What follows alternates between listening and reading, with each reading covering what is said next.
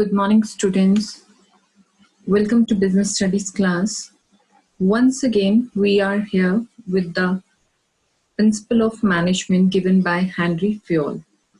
In our previous class, we have taken the only 7 principles of Henry Fayol, and today we are going to take up next 7 principles given by Henry Fayol.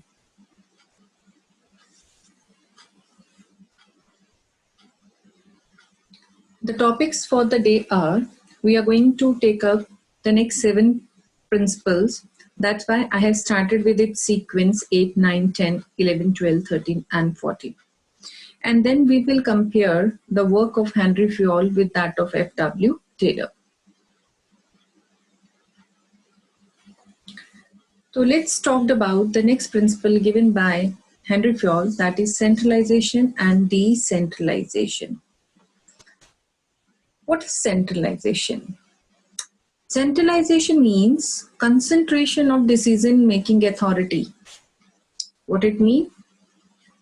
Decision-making authority जब एक कुछ लोगों के हाथों में होती है, that is called centralization.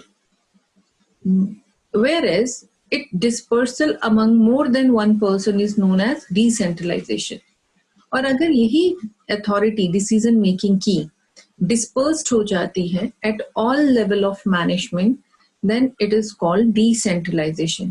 बड़े आसान शब्दों में कहेंगे कि अगर किसी ऑर्गेनाइजेशन में डिसीजन लेने की अथॉरिटी अगर टॉप लेवल के पास ही है, क्योंकि हमने 3 लेवल ऑफ मैनेजमेंट पढ़ा है, तो अगर it is lies in the hand of top level management only, so this is called centralization.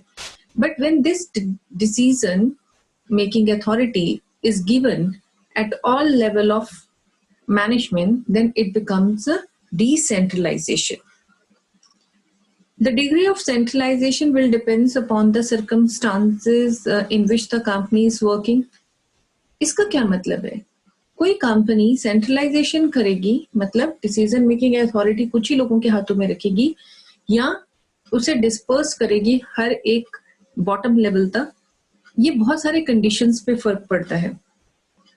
In general large organization have more decentralization than small organisation.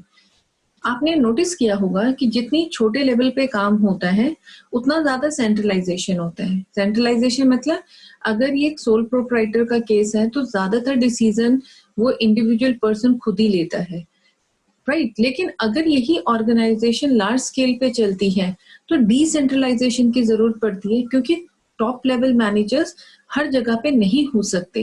तो in order to manage the organization work properly, it is mandatory for the management to use decentralization.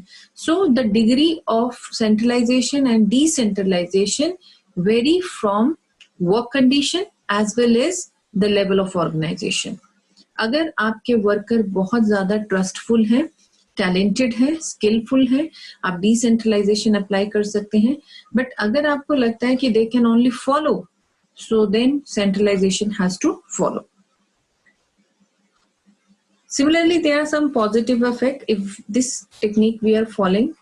Decentralization facilitate quick decision making, avoiding delay in operation. Decentralization का main मकसद क्या है? हमने हर level of management को decision making authority देनी है. इससे क्या होगा?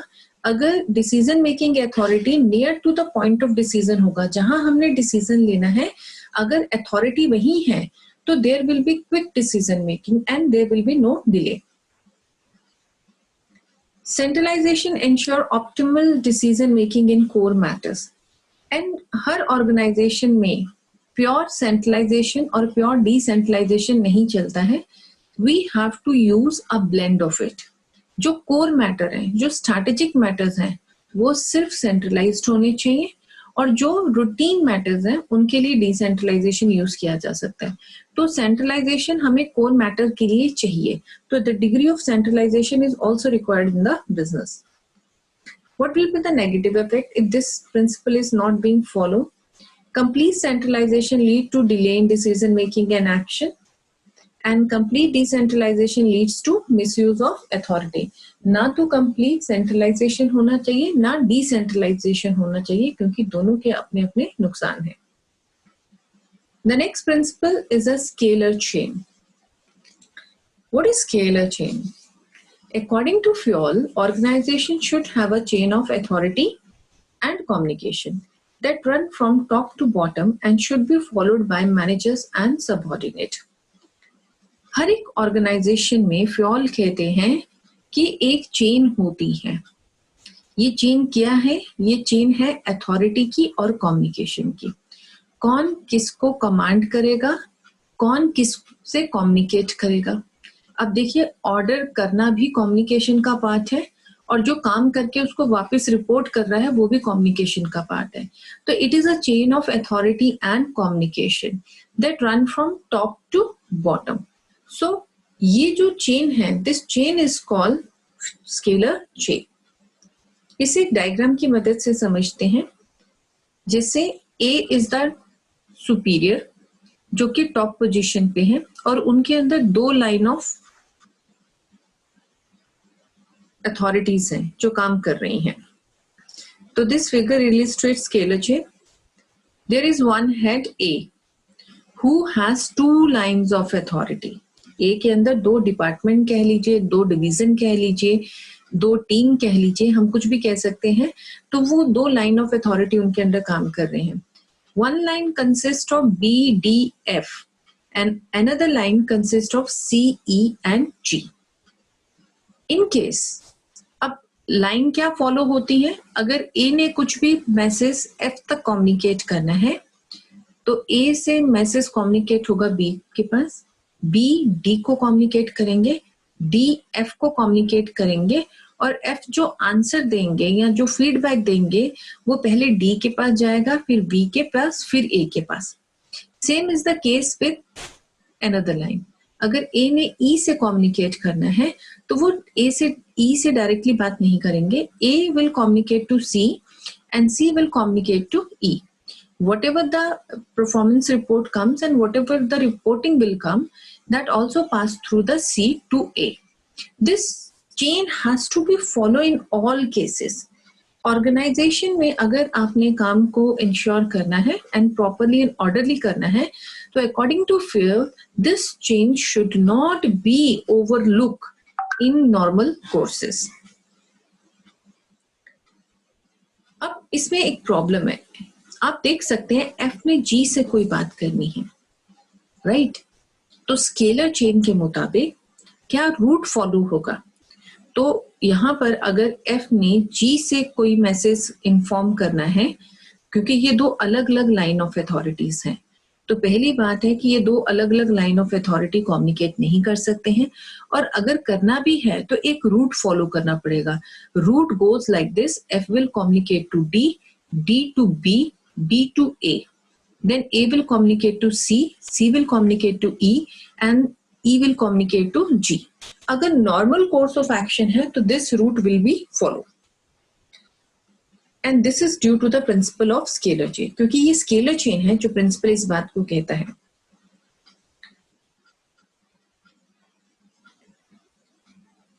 और नॉर्मल कोर्स में जैसा कि हमने कहा ये फॉलो होगा ही होगा। But now talked about some emergency. F wanted to exchange some information with G and it is very emergent situation, very urgent situation.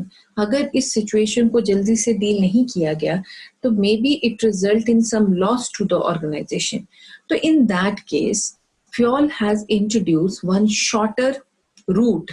This is called F2G. लेकिन इस रूट को हमने यूज करने से पहले हमें पता होना चाहिए ये रूट क्या है, क्या हम इस रूट को यूज कर सकते हैं। तो this route is called gang plan. Gang plan क्या होता है और इसको यूज करने की कंडीशंस क्या है? क्या नॉर्मल कोर्स में इसे यूज कर सकते हैं? तो answer is no. Only in case of emergency situation you can use this gang plan. Number 2, communication with the same level. Like you can see in the figure, F and G both are working at the same level. The second condition is they should be at the same level who wanted to communicate and after informing their immediate bosses. ऐसा नहीं F और G communicate करेंगे, पहले F D को और G E को communicate करेंगे कि it is the emergency situation, we need to exchange information, then only they can communicate. So this principle is talked about one order of position and communication. So communication and authority always follow this path. Gantt plan is also known as exception to scalar chain, क्योंकि हमें हर काम में scalar chain को follow करना है. Exception जो है वो गैंग प्लांक है, जिसकी कंडीशन हमने अभी डिस्कस की. पॉजिटिव इफेक्ट्स क्या है? It facilitate smooth flow of communication. अगर हम स्केलर चेन को फॉलो करते हैं तो एक कम्युनिकेशन का जो पाथ है वो हमें पता है किसने किससे कम्युनिकेट किया और ये इंफॉर्मेशन पहुंची. Unity of command is follow, जैसा कि हमने प्रिंसिपल पढ़ा है यूनिटी ऑफ कमांड, जिसमें कहा है कि one person will receive order from one boss only. तो आपने स्केलर चेन में देखा कि हर पर्सन का एक ही बॉस है, तो unity of command is being followed. No confusion on account of dual subordination. और जब आपके 2-3 बॉसेस नहीं हैं तो आपको कंफ्यूजन भी नहीं है. What will be the negative effect? It may lead to delay in decision making. If scalar chain को हम properly follow करते हैं तो there are some situation जब मतलब हम rigid होके scalar chain को follow करते हैं तो there are sometimes situation when decision get delayed. And miscommunication or gaps in the communication, because message has to pass through so many people, so there can be some gaps or miscommunication in the communication while communicating from one post to other. Next we will take up the next principle, that is order. What is order? As per this principle, there should be an orderly arrangement of men and material, which implies that there is a fixed place for everything and everyone in the organization. Orderly arrangement, sequence की बात की जा रही है, placement की बात की जा रही है. हर ऑर्गेनाइजेशन में मेन और मटेरियल सबका एक ऑर्डर होता है. आप काम कर रहे हैं, आपको कोई काम के लिए सामान कहाँ से मिलेगा, ये ऑर्डर पहले से ही डिसाइडेड होता है. एंड इन नो केस ये ऑर्डर डिस्टर्ब नहीं होना चाहिए. एंड दैट्स व्हाई उन्होंने कहा there is a fix place for everything and everyone in the organization. ना सिर्फ मेन का पोजीशन क्लियर होता है, ऑल्दो मटेरियल की पोजीशन भी क्लियर होनी चाहिए. A place for everything means material order and place for everyone means social order. Ensure there is no hindrances in the activity going in the organization. It essentially means orderliness. Systematic होके orderly एक क्रमबद्ध तरीके से काम करना order के अंदर आता है. The next one is the positive effects. In positive effect, if order is maintained, what is the benefit? Orderly arrangement follow हो रहा है man and material का. No wastage of time and effort in search of man and material. हमें अपना time waste नहीं करना पड़ेगा, effort नहीं वेस्ट करना पड़ेगा, ना तो उस पर्सन को सर्च करने में ना मटेरियल को. हमें मालूम है कि if the clerk is working, they are working in a office. If any factory person is to contact, they will be in the factory. If any mechanist you need to search, he will be there. So every person will be at their place, so there will be no time wastage. No obstacle in the smooth running of operation. काम भी आराम से चलेगा. There will be no obstacle and increased efficiency and productivity. And definitely अगर organization में orderly arrangement है तो it will increase our productivity and efficiency too. If this is not there in the organization, what will happen? Obstacle in smooth working and wastage of time and efforts unnecessarily. और अगर हमारे organization में order missing है तो definitely it leads to lot of wastage of time and efforts. The next principle is equity. This in principle emphasizes kindliness and justice in the behavior of manager toward worker, and this will ensure loyalty and devotion. Equity is taken from the word equality. This principle emphasizes kindliness and justice in the behavior of manager. किसी भी organisation में आप काम कीजिए, every person want कि उनके साथ fair treatment हो, जस्टिस हो, इक्वालिटी हो. और अगर this principle is ensured in any organization, this will lead to loyalty and devotion on the part of employee, because all are getting same kind of treatment.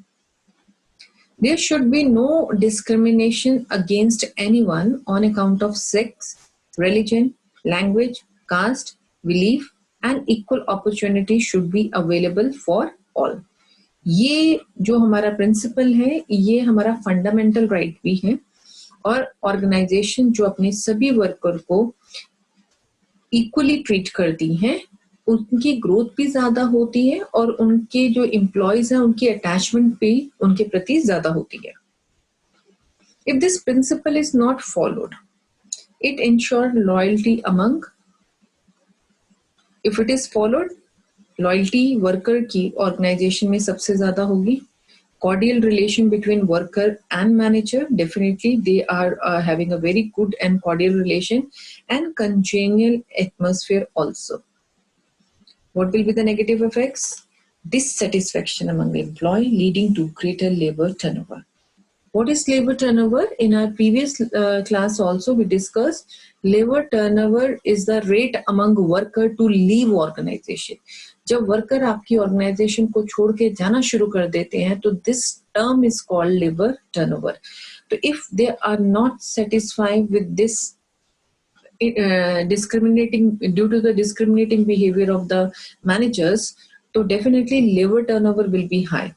So that is not good for the organization. And poor relation between workers and managers, or definitely if they are not satisfied, so that leads to poor relation between workers and managers. Next principle of, we are going to talk about stability of personnels. Stability of personnel means, according to Fayol, employee turnover should be minimized to maintain organizational efficiency. Employee turnover, अभी हमने previous slide में कहा labour turnover. Employee turnover, labour turnover means the same thing. Fayol कहते हैं कि organisation में अगर आपने एफिशिएंसी को बढ़ाना है तो आपको एम्प्लॉय टर्नओवर को कम करना है. मतलब उनके अंदर जो ये रेट है ऑर्गेनाइजेशन को छोड़ के जाने की, इसको मिनिमाइज करना है. और वो कैसे मिनिमाइज होगा? Personnel once selected should be kept at their post for the minimum fixed tenure. Fayol कहते हैं कि कोई भी ऑर्गेनाइजेशन में जब कोई पर्सन अपॉइंट होता है, वो एक बहुत लॉन्ग प्रोसीजर से होता है. रिक्रूटमेंट होता है, सिलेक्शन होता है, ट्रेनिंग होती है. और अगर इतना कॉस्ट लगाने के बाद वो आपकी ऑर्गेनाइजेशन छोड़ के चला जाए तो that leads to wastage in the organization. Moreover, अगर वो एक फिक्स टेन्योर के लिए ऑर्गेनाइजेशन में काम नहीं करेगा तो how he will prove his efficiency and his worth to the organization. तो अगर आप किसी वर्कर से उसकी वर्थ शो करने के लिए कह रहे हैं तो आपको उसको एक फिक्स टेन्योर के लिए एक पोस्ट पे रखना ही पड़ेगा. That is the meaning of stability of personnel. Positive effect क्या है? Increase motivation of employee. और अगर एम्प्लॉयज आर श्योर कि उनका जॉब उनसे जल्दी से ले लिया नहीं जाएगा और या बार बार उन्हें ट्रांसफर नहीं किया जाएगा एक जगह पे से दूसरी जगह, या उन्हें जॉब से निकाल नहीं दिया जाएगा, तो they will feel motivated and they will give their best. Number 2, reduction is labour turnover, expenses on recruitment, selection and training. और अगर एम्प्लॉयज को हम स्टेबिलिटी देंगे, है ना, उनको बार बार जॉब से नहीं निकालेंगे या उनका जॉब बार बार शिफ्ट नहीं करेंगे, तो एक तो लेबर टर्नओवर कम हो जाएगा. नंबर 2, जो हमारा एक्सपेंसेस था रिक्रूटमेंट, सिलेक्शन और ट्रेनिंग का, वो भी रिड्यूस होगा. If this is not follow, increased in job insecurity and employee tend to leave job frequently. और अगर आप वर्कर्स को स्टेबिलिटी नहीं देंगे तो क्या होगा? स्टेबिलिटी का मतलब उनकी जॉब को परमानेंट करना भी है. कई लोग होते हैं जो कहते हैं कि इस जॉब को तो कभी परमानेंट होगा ही नहीं. अगर नहीं होगा तो लोग क्या सोचेंगे? Let's find out another job. तो this lead to insecurity and they and there will be tendency among worker to leave the organization. Next, increase in labor turnover and increase cost of recruitment. और अगर labour बार बार आपको छोड़ के जाएगा तो labour turnover भी ज्यादा होगा and the cost of recruitment selection training भी ऑर्गेनाइजेशन को ज्यादा आएगा. तो in order to minimize all these expenses it is must to give stability to personals. The next principle is initiative. What is the meaning of initiative? Initiative means taking first step with self motivation. और हम दूसरे शब्दों में कह सकते हैं it is an eagerness among employee to take first step. उतावलापन. किसी को ये काम कौन करेगा? The employee who name himself, yes, I'll do it. It means he has this quality of initiative. According to Fayol, initiative should be encouraged. और हर organisation में ये जो सेल्फ मोटिवेशन से काम करने की ईगरनेस है ये होनी चाहिए और इसे मोटिवेट करना चाहिए. Workers should be encouraged to develop and carry out their plans for improvement. Worker को आप मोटिवेट करें कि वो अपने प्लान्स बनाएं और उन्हें इम्प्लीमेंट करने के लिए, इम्प्रूवमेंट के लिए, ऑर्गेनाइजेशन के लिए आगे आएं. A good company should have an employee suggestion system whereby initiative and suggestion which result in substantial cost and time reductions should be rewarded. एक अच्छी ऑर्गेनाइजेशन अपने एंटरप्राइज में एम्प्लॉय सजेशन सिस्टम को प्रमोट करती है. वो अपने एम्प्लॉयज को कहते हैं कि bring your ideas and suggestion to bring improvement. Improvement किस में हो सकता है? कॉस्ट रिडक्शन में, कि उनका कोई ऐसा आइडिया जिससे एंटरप्राइज अपना कॉस्ट कम कर सकती है, या टाइम रिडक्शन जिससे किसी चीज के को करने का टाइम कम किया जा सकता है. इसकी एक बहुत अच्छी एग्जाम्पल है. कोलगेट कंपनी का नाम आप सबने सुना होगा. कोलगेट कंपनी ने एक ऐसा ही एम्प्लॉय सजेशन सिस्टम अपने वर्कर्स के लिए इंट्रोड्यूस किया और उन्होंने कहा कि कोलगेट कंपनी जो है वो अपने एम्प्लॉय से सजेशन मांग रही है कि हम किस तरह से अपनी सेल्स को बढ़ाएं या किस तरह से कॉस्ट को कम कर सकें. तो कंपनी का एक कर्मचारी, उन्होंने सलाह दी कंपनी को. पहले आपने शायद देखा नहीं होगा, पहले जो कोलगेट पेस्ट की ट्यूब आती थी वो एक एल्युमिनियम पैकिंग की होती थी जिसको स्क्वीज करने से पेस्ट पूरी तरह से बाहर नहीं आता था और इसका जो नोजल होल था वो भी छोटा था. लेकिन एम्प्लॉय ने उनको सजेशन दी कि अगर हम इसके होल को थोड़ा सा बड़ा कर दें और ट्यूब थोड़ी सी स्मूदन वाली लगाएं जिससे पेस्ट इजीली बाहर आ सकता है, तो it will help to increase the sale. Company ने उस आइडिया को फिजिबिलिटी टेस्ट किया एंड दे फाउंड कि yes, this idea really works and they rewarded their employee. तो दिस काइंड ऑफ थिंग्स, जब किसी के सजेशन को कंपनी अप्रिशिएट करती है, रिवॉर्ड करती है, this develop initiative among the worker and many times they are bringing wonderful ideas to the organization. What is the positive effect if this introduced? It leads to motivation of employee, increased efficiency and productivity and improvement in operations. तो अगर हम initiative को बढ़ाएंगे, लोगों के अंदर first step self motivation से करने की ला पाएंगे, दे फील मोटिवेटेड, ऑर्गेनाइजेशन की efficiency and productivity दोनों increase होंगी and definitely operations भी improve होंगे.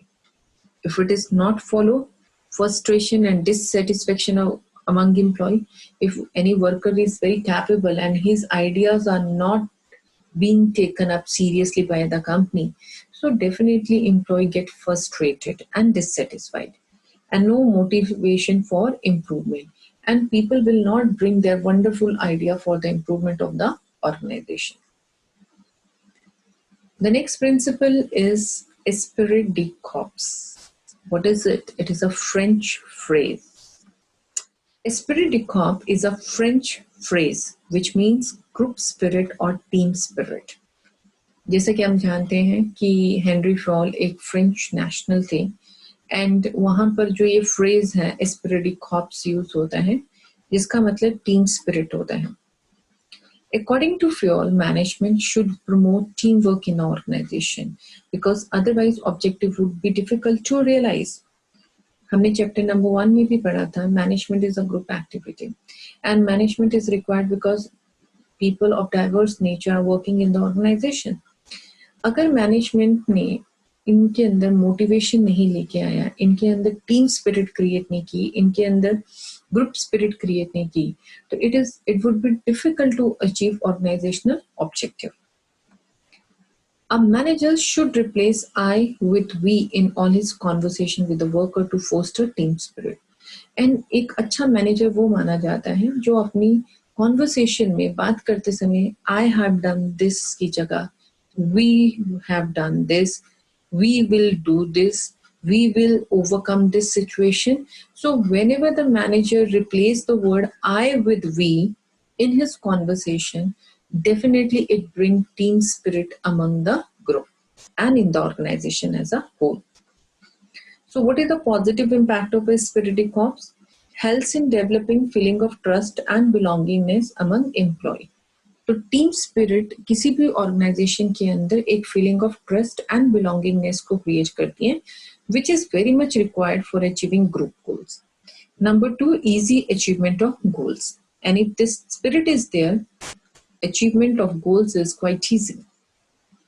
If this principle is not there, fuller achievement of goal will not be there, and lack of coordination in the organization.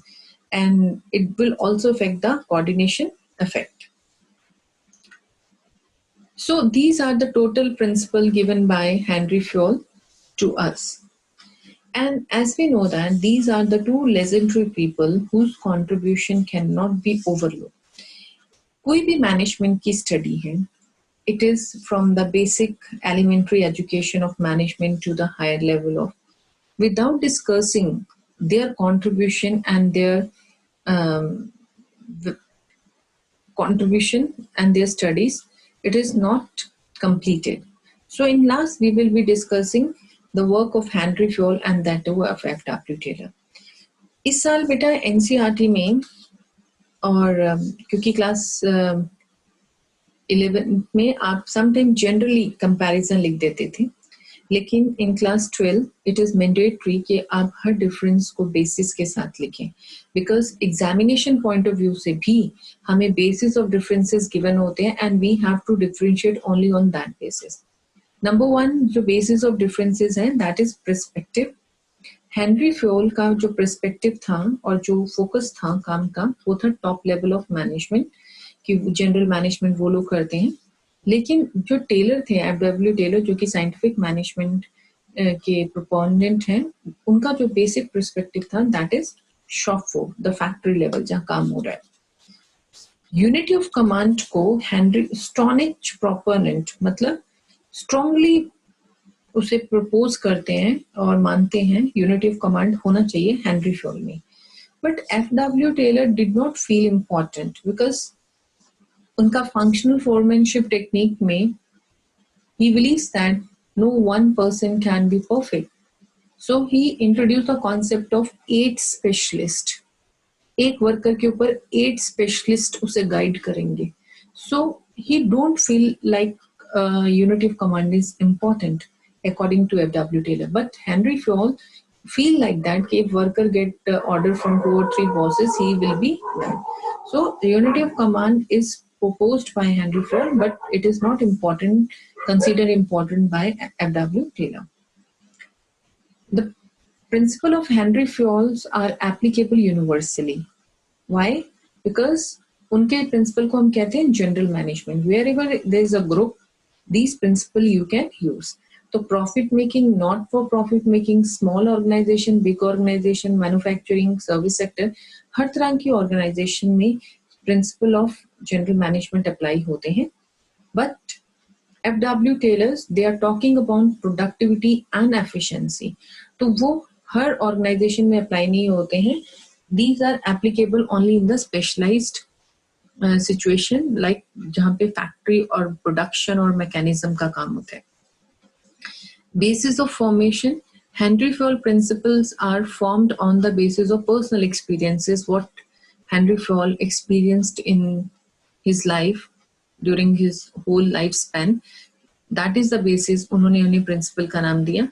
But F.W. Taylor, he developed all the principle on the basis of observation and experimentation.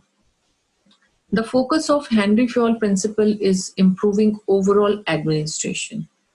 But the focus of F.W. Taylor is improving the productivity. Personality, Henry Fayol was a practitioner. He's a management theorist and practitioner, but F.W. Taylor was a scientist. He was an American scientist.